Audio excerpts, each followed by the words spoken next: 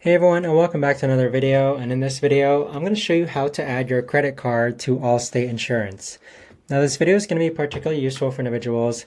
Let's say that you want to go ahead and start using your credit card to pay for your Allstate insurance. How do you actually go ahead about setting that up? Now this video is going to be short, sweet, and simple, guys. There's not going to be a lot of steps involved. So in order to do this, what you're first going to do is log onto your Allstate account.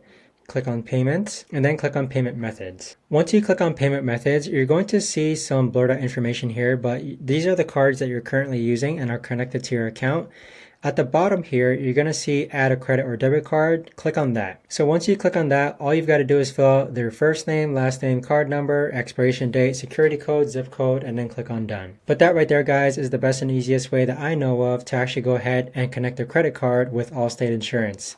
If you guys know of a better or easier way to actually do this, let me know in the comments down below. I would love to know.